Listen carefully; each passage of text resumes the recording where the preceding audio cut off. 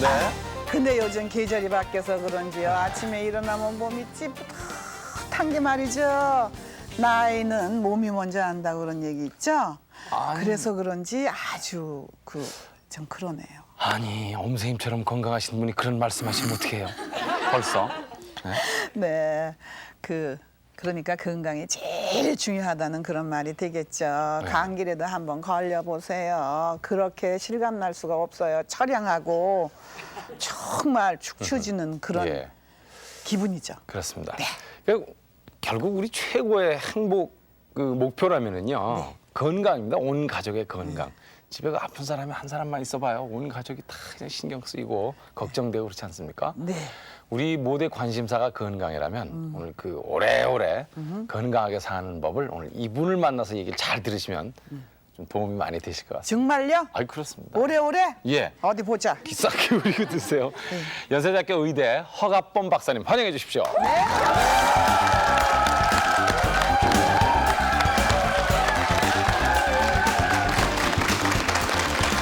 아이고. 오십시오. 네, 감사합니다. 앉으세요. 네. 모든 사람의 가장 큰 관심은 건강이고요. 네. 또 나이 드실수록 그것이 더 크고 네. 요즘 건강하지 못한 사람들이 안팎으로 많던데 그래서 더 박사님께서는 좀 많이 바쁘시겠습니다. 환자들 만나시느라. 네, 뭐 좀 환자 보는데 바쁘긴 좀 바쁩니다. 예. 네. 근데 아까부터 말이죠. 네. 궁금한 게 있습니다. 사람이 오래오래 건강하게 사는 그 바로 방법을 알고 네. 계시다는 말씀을 들었는데요. 정말입니까? 방법을 안다고 이렇게 말씀드려요. 아마 또 거짓말 아니냐 이렇게 말씀을 하실 것 같은데, 네. 근데 제가 특히 이제 성인병, 당뇨병이라든지 이런 성인병을 보면서 느끼는 것은 네. 우리가 건강이라는 것은 오래오래 살려면은 유전적으로 오래 살 수 있는 특히 그 병에 걸리지 않을 그런 건강한 체질을 타고나는 게 첫째는 중요하겠고요. 체질. 그런데 이제 그거 못지않게 중요한 것이 역시 그 여러 가지 먹는 것을 포함한 뭐 환경인지라고 우리가 흔히 얘기합니다만은 네. 그런 유전관과 관계없는 여러 가지 여건이 장수하는데 아주 중요한 역할을 하는 건 분명합니다. 네. 그리고 셋째는요. 이제 그래서 특히 이제 우리나라처럼 이렇게 사회가 바쁘고 경제가 급격하게 성장하다 보면 많은 그 시달림을 받지 않습니까? 육체적으로, 네. 정신적으로 또 피로하고 또 여러 가지 어려운 일도 많고 이러다 보니까 결국 그것이 이제 뭐 남자들은 술, 담배라든지 또 여러 가지 이제 그런 스트레스라든지 이렇게 되고 네. 그러니까 결국은 그 환경 인자가 어떻게 보면은 유전보다도 훨씬 더 영향이 큰 우리가 뭐 퍼센트로 얘기하면 유전은 그저 한 20%라고 볼 때 주로 그런 환경 인자가 거의 한 7, 80%를 영향을 주는 걸로 그렇게 아마 봐도 과언이 아니겠습니다. 네. 그런데 이제 그 습관이라든가 이제 모든 것은 그 본인의 생각에 달렸는데요. 네. 그 어떤 생각을 먹어야 오래 살게 됩니까? 어떻게? 이게 이제 방법이? 되게 저희 그 환자라든지 이렇게 이제 보면서 저희들이 느끼는 거는 역시 그 마음이 너무 조급하다든지 조그만 일에 너무 예민하다든지 신경질적이라든지 이거는 성인병의 직결이 됩니다. 또 우리가 이제 먹고 마시는 걸 보더라도 어떤 사람은 많이 안 먹으면서 골고루 이렇게 먹고 또 빨리 먹지도 않고 네. 그러고 상당히 부지런히 움직이고 네. 그러고 매사에 대해서 너무 골똘하지 않고 되게 이런 사람들이 건강합니다, 사실은. 근데 이제 그러니까, 문제는 네. 요새처럼 이제 뭐 먹을 것도 많고 움직이지 않아도 집 앞에서 뭐 어디 직장까지 갈 수 있고 이제 이렇게 되니까 이런 것들이 결국은 요새 그 병이 많아지는 아마 가장 큰 원인이라고 이렇게 보면 좋을 것 같습니다. 네. 근데 병 중에는 뭐 그 당뇨병 때문에 제일 시달리는 사람이 많은 것 같은데요. 네. 그것도 다 그 무질서에서 생기는 겁니까? 너무 많이 먹어서 그런 겁니까? 역시 당뇨병도 이제 몇 가지 그런 다른 성인병하고 거의 마찬가지인데요. 한마디로 말씀드리면은 그 성장기나 젊어서의 그 식습관이나 몸의 무게라든지 이런 걸 유지하면은 대개 병이 없습니다. 근데 문제는 30대, 40대가 넘어가면서 그런 그 생활의 패턴이 바뀌고 먹는 걸 포함해서 바뀌고 거기에 따라서 체중이 는다든지 근데 이렇게 될 때에 그 병이 많아지는데 그래서 이 성인병이라고 하는 것을 소위 그 빈곤으로부터 풍요로 이행되면서 많아지는 병이다 이렇게 보면은 상당히 그 우리나라의 병이 많은 이유를 설명하는데 아주 좋은 얘기가 되겠습니다. 너무 많이 먹어서 그렇구나. 그러니까 먹고 살기 좋아지면서 오히려 병이 많아졌다 이런 말씀이 되겠는데 그 뭐 연구 결과에 보니까 뭐 태아의 몸무게와 뭐 당뇨병의 관계에 있다는 그런 얘기는 뭔지. 그게 요새 세계적으로 상당히 그 설득력 있는 얘기입니다. 이제 예를 들어서 구라파의 영국의 얘기입니다. 뭐 영국에서 출산 시의 체중이 보통은 3에서 3.2kg 되게 나갑니다. 평균. 예. 근데 2.5kg 된 사람들하고 그러니까 저체중이죠. 미만. 그리고 3.5kg가 넘는 말하자면 그 과체중하고의 그 한 5, 60년 후에 그러니까 옛날에 거기는 선진국이라 그런지 날 때 체중을 다 재고 전부 해놨던 모양입니다. 그래가지고 5, 60대 때 봤더니 당뇨병의 경우에 그 2.8kg 미만인 저체중아가 그 나이가 먹어서 당뇨가 오는 게 41%. 거기에 비해서 3.5kg가 넘는 말하자면 좀 출산 당시에. 큰 태아. 이 태아들은 출산아들은 13%. 그러니까 어휴. 3분의 1도 안 되는 말하자면 그 저체중아에서 3배 이상의 당뇨병이 있다 하는 것이 그게 증명이 됐고 그게 여러 나라에서 그걸 증명을 했습니다. 그 영국에서 나와가지고 스웨덴이라든지 그렇고 특히 그렇기 때문에 그것이 비단 당뇨뿐만이 아니고 고혈압이라든지 무슨 지질대사 장애, 동맥경화 이런 소위 그 병들도 역시 그게 중요하다. 그렇기 때문에 그런 그 태아기라든지 성장이 빠른 출산 후 한 1세나 사춘기에 그 영양이 오히려 부족했던 아이들, 특히 여기서 말씀드리는 거는 단백질이 부족한 걸 얘기합니다. 우리가 성장기에 단백질이 부족하면 딴 걸 먹여도 키가 안 큽니다. 그만큼 단백질이라는 게 우리 몸을 형성하는데 아주 중요한 역할을 하는데 그게 부족함으로써 결국은 이런 병들이 많아진다 하는 것이 밝혀져 있습니다. 와, 증명이 됐군요. 그러니까 이 출산했을 당시 몸무게가 많이 나가는 것이 당뇨 확률에 좋다 적다 이거지. 이거죠. 과거에는 나가면은 그게 이제 소아비만이 되고 성인비만이 된다는 얘기로다가 흔히 많이 돼 있었는데 그게 실제로 그런 비만 관련해서 영향이 있는 건 사실입니다. 근데 이제 그럴 때 그 성인이 돼서 비만한 거는 팔다리가 굵고 배가 별로 안 나온 상태로다가 이렇게 밋밋한 일자형일 때는 별로 병이 없습니다. 아, 근데 문제는 이제 그 팔다리가 가늘고 배가 불러서 오는 이게 주로 30, 40대가 넘으면서 체중이 늘 때 이제 우리가 그걸 거미형이라고도 그러고 이제 이렇게 맞아요. 얘기하는데 이런 분들이 그런 여러 가지 당뇨병을 포함한 병들이 많이 오는 걸로 막 그렇게 지금 이해를 하고 있습니다. 네. 그러면 이제 사춘기 때는 어떻게 해야 됩니까? 이제 지금 특히 그 우리나라의 사춘기의 그 학생들이나 여기 참 문제가 많은데요. 입시 뭐 공부하느라고 특히 이제 중학교 고등학교 때도 그런 공부하느라고 운동을 못 하고 여러 가지 이제 그 무슨 패스트푸드다 무슨 뭐 콜라다 이런 걸 많이 마시는 경우가 많은데 그런 것이 나중에는 성인병하고 관련이 깊다고 봐야 됩니다. 네, 그래서 그 운동과 적절한 균형을 찾는 그런 영양 관리라고 하는 것이 나이를 먹으면서 또 우리가 오래 사는데 매우 중요하다고 하는 것이 아마 강조가 돼야 되겠습니다. 네. 그렇게 얘기하니까 요 입이 항상 보살이라 그러더니 요 독성을 품어가지고 말해서 또 손해봐 너무 또 들어가서 손해봐 나와서 손해봐 요 입이 상당히 중요한 것 같아요. 그렇습니다. 근데 어떤 음식물을 먹어야 건강할까요? 우리가 식품이라고 하는 것은 우리 몸에 다 필요하기 때문에 개발이 돼서 우리가 사용하고 있는 건데요. 문제는 내가 좋다고 하는 거를 많이 먹는 거. 그러니까 이 식사나 이런 마시고 이런 우리가 입을 통해서 먹는 것은 흑백 논리로 하면 안 됩니다.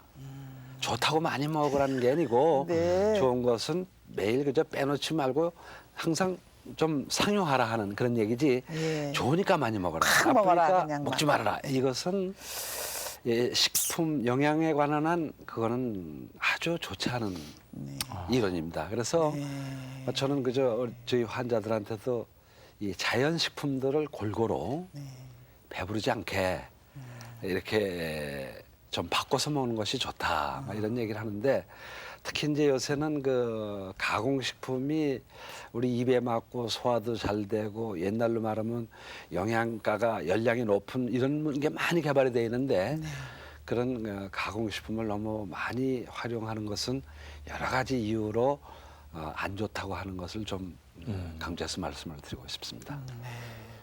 과일 같은 건 많이 먹을수록 좋은 게 아닐까요? 그러면 과일도 이 과일도 서양 사람들 개념으로 하면은 많이 먹을수록 좋다 이렇게 돼 있습니다. 네. 그 왜 그러냐면은 서양 사람들의 식품은 주부식의 구별이 없습니다. 네. 예를 들어서 우리는 주부식 그러면 주식은 밥이고 네. 밥을 먹기 위해서 부식을 그렇게 돼 있지 않습니까? 네. 주식이라고 하는 거는 주로 당질 위주거든요. 근데 이 과일이라는 것이 주로 내용이 달다고 하는 게 이 포도당, 과당이라고 하는 당질로 구성이 돼 있습니다. 네. 그렇기 때문에 우리처럼 밥 위주의 식사를 하는 민족은 과일을 조금씩 먹는 건 나쁘지 않지만은 많이 먹는 것은 고당질 식품으로 되기 때문에 이것이 비만으로도 연결이 될 수도 있고, 아까 말씀드린 이런 당뇨병이라든지 여러 가지 성인병하고도 관련이 있다 이렇게 그래요? 보는 게 좋습니다. 네. 난 요새 말이죠. 마지막 포도가 그렇게 맛있어갖고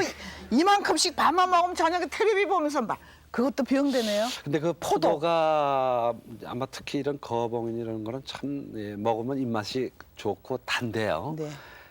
그 당도가 한 18% 20% 그렇게 됩니다. 네. 그러면은 그게 포도당 과당으로 돼 있기 때문에 아마 오맹란 씨께서도 약간 비만하신 편인데 아마 네. 병은 없으실 것 같습니다. 근데 포도를 그렇게 식사하시고 많이 잡수시면은 과히 그 추천할 만한 게 아닌 걸로 그렇게. 그렇습니까? 예를 들어서 포도가 좋으시면 밥을 조금 잡수시고 먹고. 그러고서 포도를 잡수시면 아주 그건 영양 아주 좋습니다. 좋습니까? 근데 밥을 많이 잡수고 포도를 잡수는 거는 좀 보셨어요?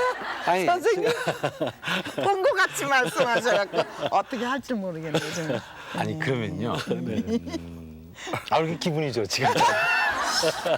그러면 날씬하다가 아니 그러니까 그 상식적으로 왜 그 좀 이렇게 넉넉한 사람들이 오히려 저 건강에 그거는 좀 안 좋을 수 있다는 얘기는 우리가 알고 있는 거 아닙니까? 네, 그렇죠. 그러면 반대로 박사님이나 이렇게 저처럼 이렇게 좀 호리호리한 사람들은 안심해도 되는 거네요. 시대고 있네 정말. 그런데요, 우리가 그 예를 들어서 그 사망률에 대한 걸 우리가 연구한 걸 보면 네. 적정 체중을 유지할 때 가장 사망률이 적고, 그다음에 뚱뚱해지면 물론 사망률이 높고요. 또 낮아도 사망률이 높고, 말하자면 J 쉐입으로 J자 모양으로.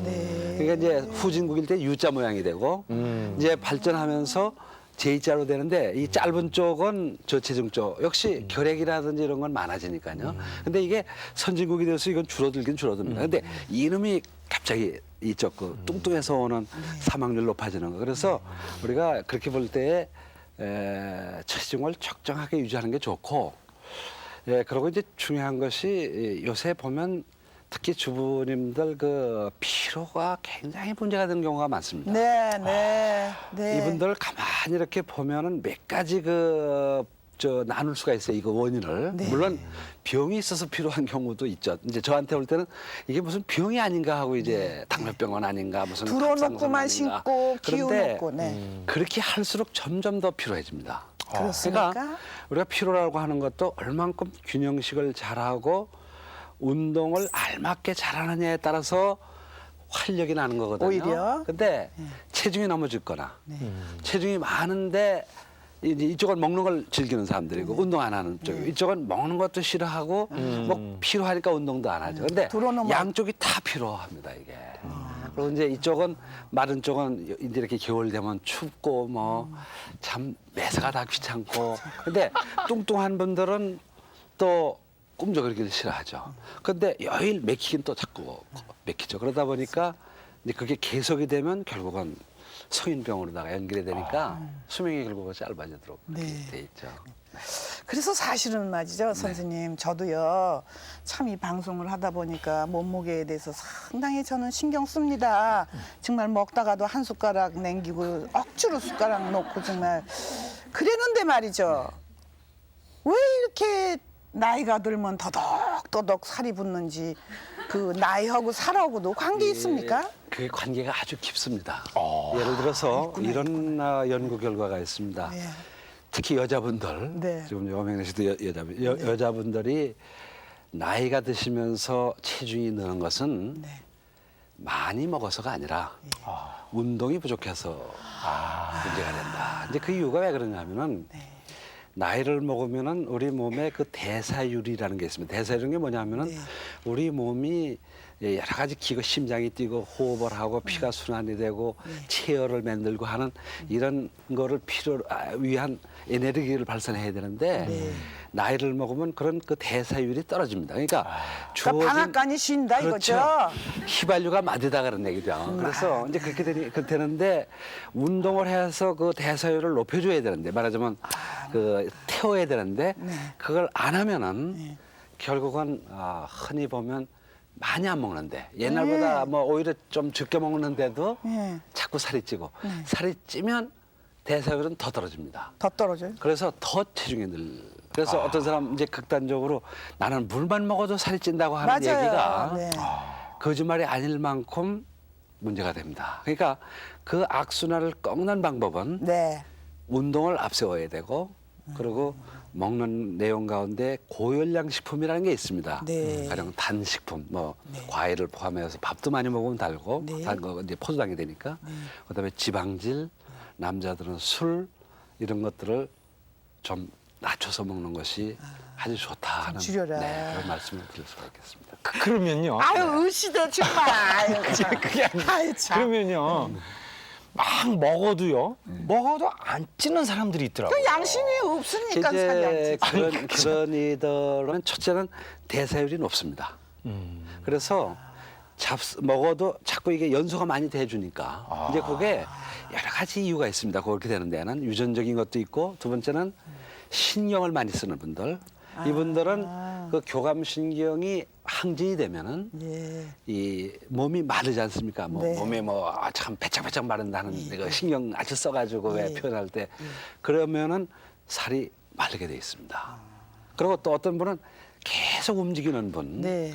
이런 분들은 대개 보면은 살이 안 찌죠. 근데 역시 유전적인 것이 꽤 중요한 걸로 되어 있습니다. 근데 문제는 그런 분들이 만약에 어떤 이유로 먹는 게 좀 증가가 되고 운동량이 적어서 체중이 늘면 되게 배가 나오거든요. 네. 그렇게 되면은 이 성인병이 될 확률이 상당히 높습니다. 그래서 우리나라는 그 지금 40대 이상이 과거 20대, 10대 때는 되게 마른 분들이 아니었습니까? 예. 네. 그러다 이제 30, 40, 50대면서 뚱뚱해지는 게 주로 거미형으로다가 됐기 때문에 그러니까 거미형이라는 게 이제 팔다리는 팔다리는 가늘고 굵어지질 못하고 배만 이렇게. 배가 나오는 겁니다. 그건 왜 그렇게 배로만 이제 가는 그게 뭐냐면은 네. 배도 이제 나오는 게 우리 그 일본 씨름 선수처럼 배가 나왔지만은 네. 비계가 이렇게 두꺼운 배 나온 거는 건강에 별로 영향이 적습니다. 근데 배 가죽은 얇고 배 속이 튕겨져 나와서 말하자면 이렇게 된 분들은 그건 병주머니가 될 확률이 굉장히 높습니다. 그래서 말씀하세요. 아니, 그러면은- 말씀해 보세요. 그러면 그 안에 네. 그게 이상하잖아요. 똑같이 배가 나왔는데. 예? 저 어떤 사람들은 그 뭐 배 가죽은 얇고 말하자면 그게 병투성이라는 얘기고 어떤 사람들은 스모 선수들처럼 배 거죽이 그냥 그 깊이 기름으로 두꺼워 그거는 별로 위험할 게 아니다. 위험하지 않습니다. 그래서 이제 그게 우리가 한 가지 좀 꼭 알아두실 것은 먹되 운동을 많이 하면 스모 선수는 하루에 한 7, 8천 칼로리를 먹습니다. 닭죽이니 뭐 해가지고 우리가 보통 건강한 남자들이 2,000에서 2,500 칼로리 하루에. 먹지 않, 그러니까 3배 이상 먹죠. 그러나 계속 운동을 하면 배 속에 기름이 채이지 않고 그 복벽 말하자면 그 피하 지방이 증가가 되는 걸로. 되어 있습니다. 그래서 체중을 늘려야 뻗쳐야 밀을 때 안 밀려야 쏘면은 이기는 거 아닙니까? 그러니까 그리고 다리가 굵고 그래서 이 근육이 잘 돼 있으면은 그럴 때는 병이 없습니다. 그 사람들이 이렇게 그 배를 컴퓨터로 잘라보면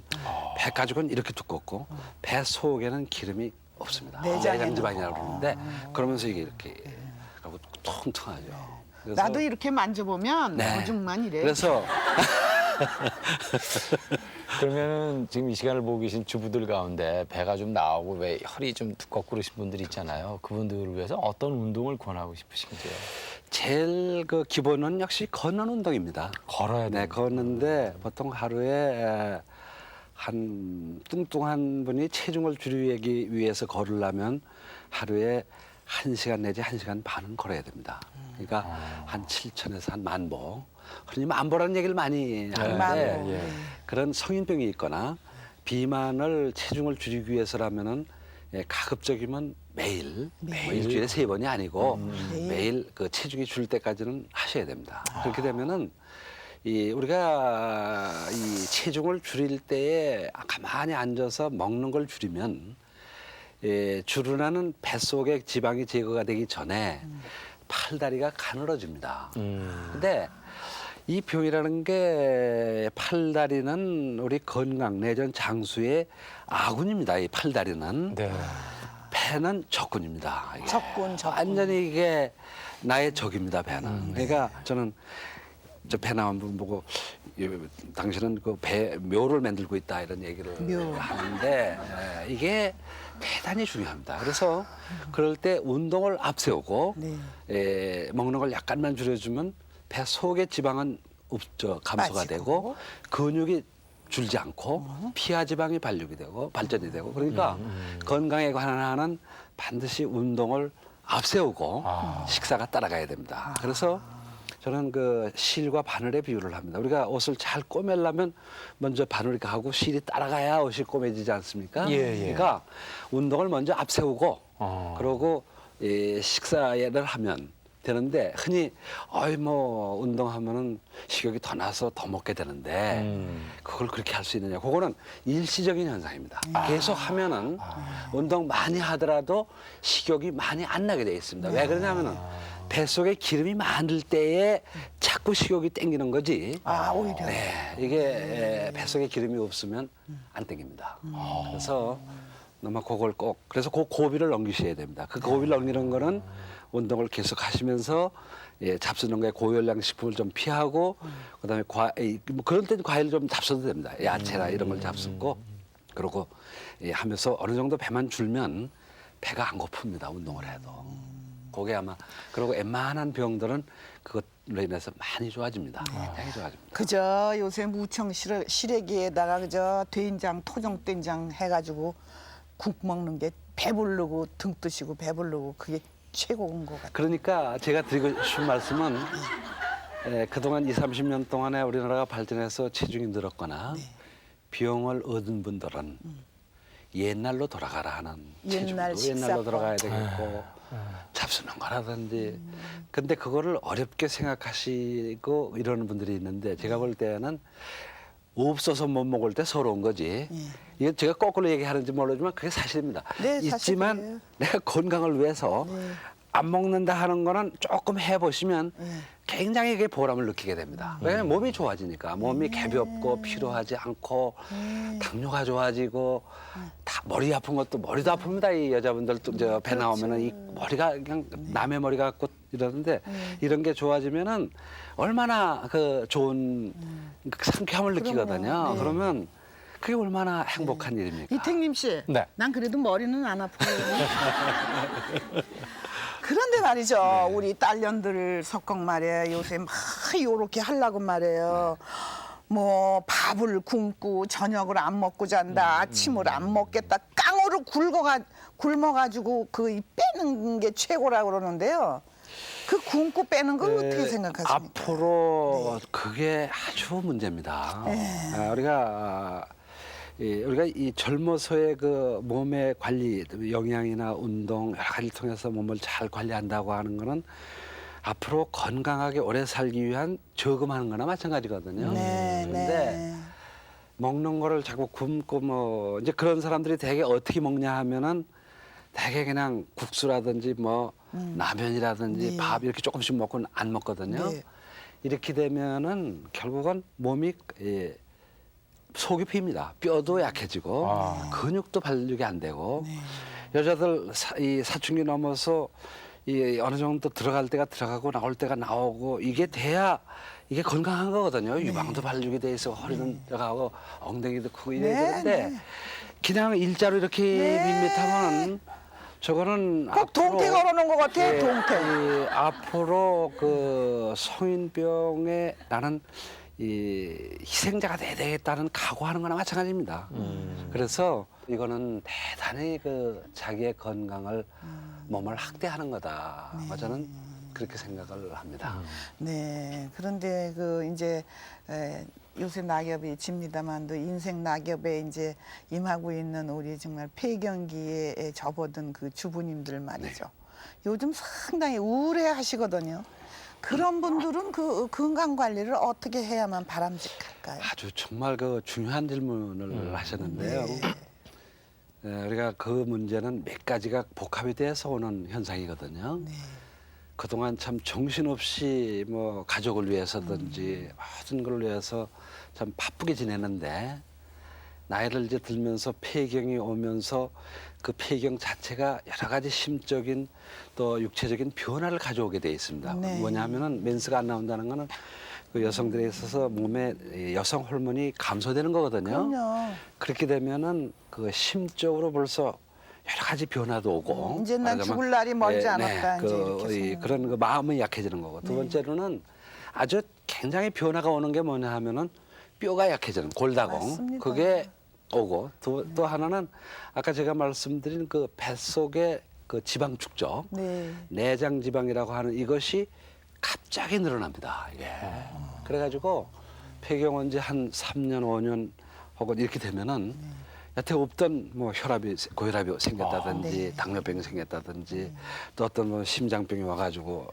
참 어려움을 당한다든지 이제 이렇게 되기 때문에 각별히 그 폐경이 올 때부터 마음으로 정신적으로나 또 생활에 있어서나 또 먹는 거 활동을 통해서 그 폐경을 극복하려고 하는 우선 그 자세를 갖는 것이 아주 중요합니다. 그리고 그게 뜻대로 잘 안 될 때에는 요새 좋은 약들도 또 많이 나와 있습니다. 호르몬 대체요법이 이렇게 해가지고 그래서 뭐 그런 게 꼭 필요한 분들은 뭐 그런 걸 쓰시는 것도 한 가지 좋은 방법이지만은 첫째는 그 우리가 건강하게 오래 살려면은 자기의 그 먹는 걸 포함해서 생활 양식이 소위 그 생활 방법이 영어로 말하면 우리가 라이프 스타일이라고 그러죠. 네. 그게 얼만큼 잘 돼 있느냐 하는 것이 아주 중요합니다. 그래서 그것만 잘 되면 제가 보기엔 누구든지 병 없이 사실 우리가 오래 살아도 뭐 병이 있거나 남의 도움을 받아야 살 수 있거나 이렇다면 이건 짐이 되지 않습니까? 사회적으로도 그럼요. 나가 불행할 뿐더러 네. 그렇기 때문에 우리가 죽는 날까지 건강을 갖는다는 게 중요한 거니까 그렇게 되려면 역시 어려서부터 심지어는 태아기부터 자랄 때 계속해서 이 그런 관리가 필요하고 특히 여자분들은 50대에서부터 폐경서부터 그런 건강에 대한 이 관리를 좀 더 강화해서 네. 자기의 그런 그 생물학적인 그 생리적인 어떤 현상을 극복해야 되겠다 하는 인정하고 들어가야 되겠죠. 인정을 해야 됩니다. 그러나 인정해야 그걸 인정하고 잘하면 아마 제 생각에 인생은 50부터 혹은 60부터라고 해도 건강에 관한 뭐 충분히 그건 감당할 수 있지 않겠나. 네. 그리고 마음이 중요합니다. 나는 이제 뭐 나이를 먹었으니까 네. 이렇게 생각하지 마시고 알맞게 먹으면서 활동 열심히 하고 열심히 또 사회적으로 일도 하고 네. 사람이 갑자기 그 생활 방식이 바뀌면은 굉장히 변화가 많이 옵니다. 그렇죠. 남자들은 여자분들의 폐경처럼 그 직장을 그만둬서 요새 또 명퇴모 이래 가지고 50대 이렇게 되면은 한 6개월 1년 후에 보면 그냥 폭삭합니다. 네, 맞습니다. 머리 쉬지 뭐 네. 그냥 그래서 이런 것은 결국은 뭔가 사회도 그런 분들이 일할 수 있도록 해줘야 되겠고 네. 본인은 본인대로 뭔가 그런 자기의 생활의 패턴을 그 바꾸지 않으려고 노력하는 거 네. 그거 뭐 꼭 직장에 나가서만이 아니고 네. 먹는 거라든지 활동 네. 이걸 잘하면 시간 그만큼 되는 맞춰서. 거니까 네, 네. 규칙적인 생활 네, 네. 이렇게 하면은 상당히 건강 관리에 아주 좋으시리라고 생각이 됩니다. 근데 박사님 뵈면서 말이죠. 날더러 정말 저 여자가 해프게 왜 저렇게 자꾸만 싱긋시고 웃나 하는 그런 인상을 주게끔 하는데요. 박사님의 그 웃는 모습을 보니까 제절로 저도 그 웃음이 깃들어지거든요. 네. 근데 얼굴 표정에도 그 건강하고 상당히 중요한 그런 관계가 있지요. 얼굴 표정이 결국은 그 사람의 마음가짐이라고 그럴까 이런 게 하나의 표현이 아니겠습니까? 그렇게 볼 때 요새 흔한 무슨 중풍이라든지 심장병 이런 것은 그 사람의 그 성격, 그걸 A형 타입의 성격이라고 합니다. A형. 뭐냐면은 예. 매사에 대해서 완전 무결을 추구하는 사람. 그리고 조그만 일에도 그 말하자면 한치의 말하자면 그 틈이 없게 이렇게. 그게 물론 사회적으로는 상당히 좋은데요. 건강에 관한 이것이 상당히 계속 스트레스 상태에서 살아야 되기 때문에 이것이 상당히 요새 성인병하고 관련해서는 뭐 당뇨병, 고혈압, 무슨 이런 동맥경화 이런데 상당히 좋지가 않습니다. 그래서 특히 우리나라의 그 여러 가지 우리가 그동안 어렵고 또 요새도 복잡하고 여러 가지가 그렇기 때문에 표정들이 굳어져 있다고 생각을 하지만은 우리가 서로 만났을 때 웃으면서 같이 인사도 모르는 사람도 같이 인사도 하고 이렇게 한다고 하는 거는 뭐 옛날 그 엔돌핀 얘기라든지 여러 가지 그 몸에 좋은 그 환경 변화를 가져오는 거거든요. 네. 그렇기 때문에 우리가 기왕 뭐 일생 뭐 길지도 않은 세상을 살면서 즐겁게 살려도 짧은데 네. 찡그리면서 서로 이렇게 살 필요가 있겠느냐. 막 그래서 저도 이제 그 환자를 보면서 사실 환자들은 병원에 올 때 두 가지 문제가 있습니다. 하나는 이거 병원에 올 때 그 긴장, 이거 무섭다더니 뭐 이런 거 하나 하고 하나는 자기 몸이 괴로워서 오는 분들 아닙니까? 이런 분들한테 웃는 낯으로 의사가 대해주면은 환자가 그렇게 좋아할 수가 없습니다. 선생님 얼굴만 봐도 병 날 것 같습니다. 참 이런 얘기를 들을 때 저는 그렇게 만족스러울 수가 사실 없습니다. 그래서 아마 우리가 서로 웃고 서로 인사하고 서로 모르는 사람 간에도 아마 그렇게 하는 것이 우리 사회를 밝게 하는데 아주 좋지 않느냐 막 그런 생각이 듭니다. 말씀 들어보니까 성낸 얼굴은 빨리 죽는다 그거예요. 쉽게 말해서 그냥 그거 보면 웃는 게 낫지 않느냐 이런 말씀인 것 같은데요. 네. 자꾸 웃어야 되겠네요, 그죠? 웃어야 돼요, 웃어야 돼요. 우리가 그 사람의 그 식성의 80%는 만 3살 내에 이미 확정이 된다 그러는 겁니다. 그러니까 무슨 얘기냐면 3살 내에 그 사람의 식사는 그 어머니나 뭐 이분의 영향이 크지 않습니까? 그러니까 내가 뭐 과자를 좋아한다고 과자를 많이 먹인다든지 설탕을 많이 먹인다든지 이런 것은 대단히 나쁘다는 겁니다. 그렇죠. 그러니까 설사 자기 그랬어도 아이에게는 골고루 뭐 생선을 포함해서 과일도 좀 먹이고 모든 거 식품이 여러 가지가 있으니까요. 그렇게 해줌으로써 그 아이가 나중에 아주 건강할 수도 있고 또 생각도 건전해질 수 있고 그래서 아이들의 그런 여러 가지 식사나 그런 정서 교육이 아마 3살 버릇이 왜 8까지 간다는 말이 있지 않습니까? 네. 그거는 저는 아주 그게 좋은 그 속담이지만 과학적인 거라고. 그러니까 모든 행동이나 식습관까지도 3살 내에 대부분이 결정이 된다. 아마 이렇게 보는 게 좋을 것 같습니다. 박사님 만나러 병원에 오면 인상을 썼다가도 다 웃을 것 같아요. 아파서 이러고 왔다가 웃을 것 같아요. 자, 그래서 오죽한 별명이 스마일 박사님이라고 합니다. 환자들에게도 그래서 그렇게 인기가 높다고 하시는 우리 허가범 박사님 진료하시는 모습을 여러분께 화면으로 소개해드리겠습니다. 콩팥이 우리가 이제 이걸 나빠지는 합병증을 5기로 나누는데요. 지금 3기에서 4기로 가려고 그래요. 이게 상당히 중요하다고. 그대로 지내. 그대로 지내가니 나와주세요. 이 둘이다 인대가 안 들어가서. 그러면 1년 만에 오게 해줘. 근데 요즘 간이 좀 어지럽다고요? 여기는 낳는 사람 많아. 다 정확하게 파악할 수가 있어. 해보세요. 늘 웃으면서 해주니까 환자들이 부담 없이 좋아해요. 친척 할아버지 같고 그런 감도 있어요. 저기도 뭐야 동네 어르신 같고 또 같은 고향의 어르신 같고 그래. 마음에 병이 없는 거 한 선생님 보면요 병이 사라지는 것 같아요. 아픈데도요. 너무 다정하시죠. 아주 싹싹하게 묻는 것도 대답해 주시고. 아유 그래서 그냥 우리 큰딸이 그래요. 엄마 딴 데 가지 말고 그 호박 선생한테로 가. 그래가지고 그래서 왔어요. 그래서 참 친절하시고 자상하시고 그래요. 상담만 해도 병이 나을 것만 같은 그런 느낌.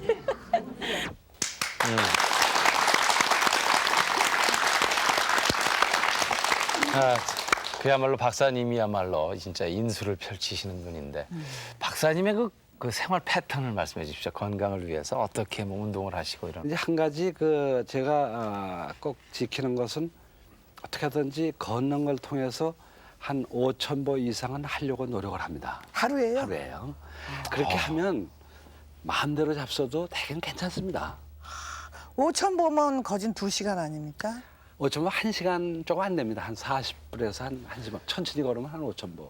그러면 병원에 어디 걸을 데가 없잖아요. 회진하면은 보통 한 2,000보는 됩니다. 회진할 때. 그리고 이제 뭐 운동이 부족하다고 생각하면은 저녁에도 조금 이렇게 한다든지 어떤 때는 어디 갔다 오면은 조금 걷는다든지.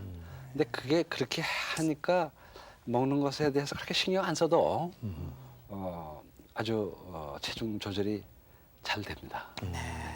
아침은 거르지 않는 게 좋겠네요.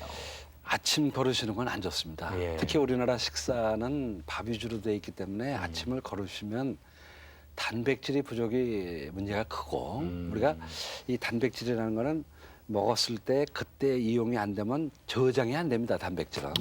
그렇기 때문에 적어도 하루에 한 번은 어떤 양질의 단백질을 섭취해야 됩니다.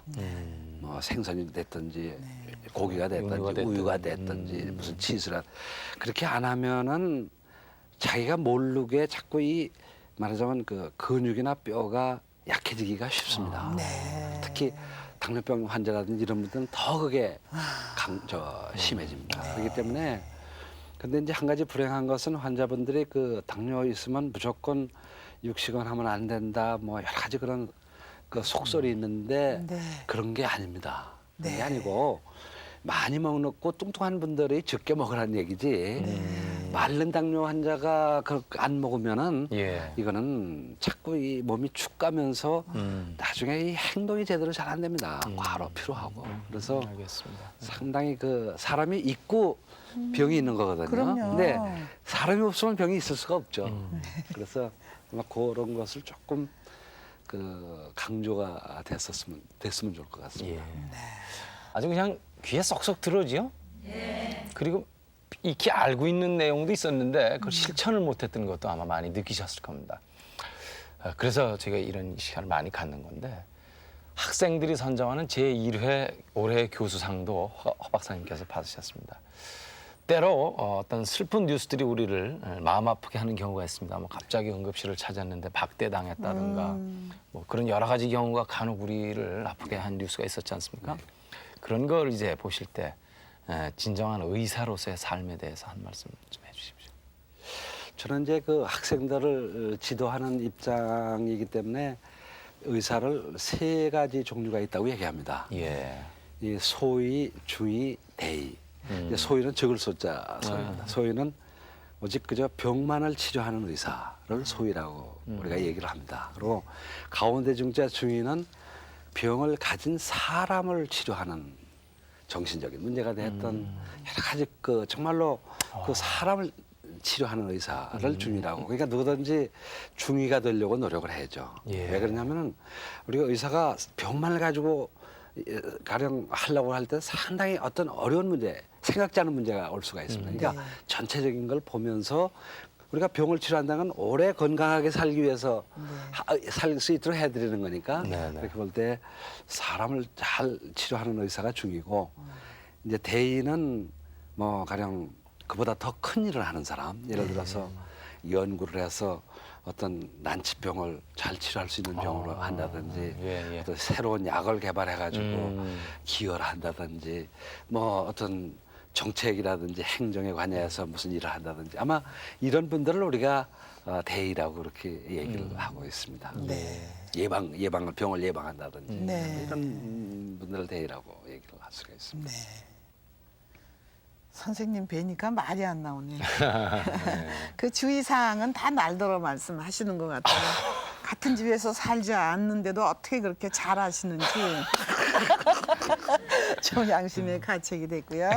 오늘 느낀 거는 하여튼 걸어야 되겠다는 거죠. 그저 만보 천보 생각하지 말고 1시간씩만 걸어도 박사님 굉장한 거 아닙니까? 하루에? 매일 1시간이면 아주 좋은 운동. 대단한 거죠. 그 이상 필요하지 네. 않습니다. 너무 과하게 모자라게 드시지 말고요. 오늘 그 식이요법하고 운동을 특히 강조하셨는데 좀 많이 걸으셔야 되겠어요. 맨 자동차 엘리베이터만 타시게 하고요. 그리고 아까 소위 중위 대의도 깊이 받았습니다.